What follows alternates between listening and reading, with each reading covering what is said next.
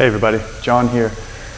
So in this next video, we're going to take the next step, which is going to be step 6. And so the last video we talked about step 5 and how to prepare our bodies for the opening of the deep front line. And so that was core strengthening and spine strengthening. So in this video, we're going to talk about what it means to open up that specific line. Now, in order to get into the deep front line, we have to go through the superficial front line of the body.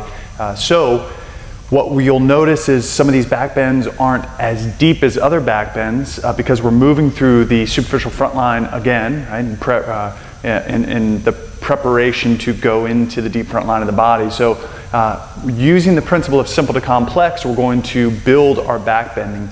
And so what you'll notice in the opening of the front body, which is our back bending, is that we isolate the body into segments. So if you look at the parts of the body that are opening, which consist of the superficial front line and the deep front line, we have the quadricep group, we have the hip flexors, we have the low belly, we have the upper belly, we have the chest, which also includes the shoulders and scapular movement, and then we have the front of the throat. So we are going to isolate the opening of those areas. In some poses there'll be multiple openings, and then at the very end we put it all together with our bigger back bending.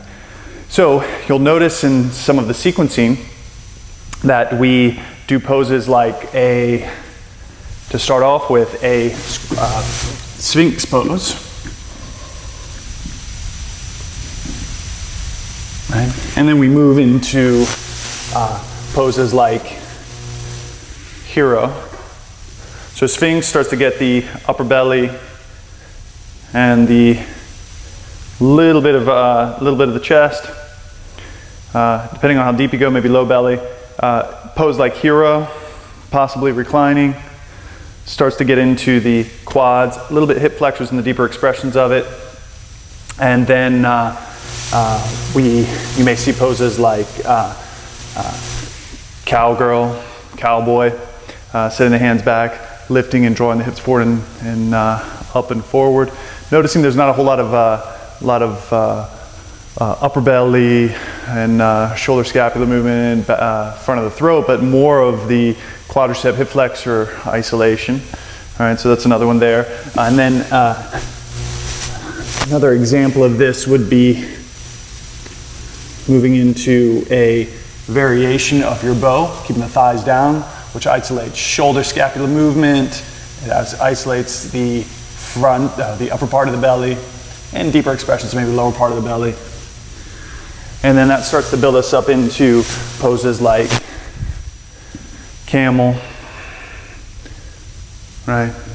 Deeper expressions of Camel where you start to get into the connection of all those areas. So here's quadricep, hip flexor, lower belly, upper belly, shoulder scapula, upper chest, and at deeper expressions, even some front of the throat work.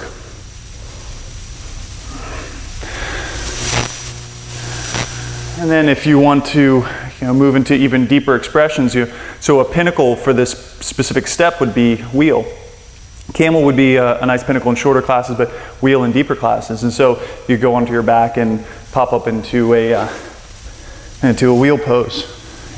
Maybe if in your build-up from simple to complex, you're prepping with bridge, right? So that's another isolation of quads, hip flexors, low belly, maybe a little upper belly there too.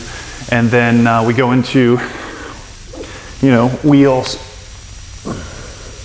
Whereas you can see a pose like wheel or pose like Camel puts it all together, where you go fronts of the thighs, hip flexors, low belly, upper belly, shoulder scapula, upper chest or chest, front of the throat.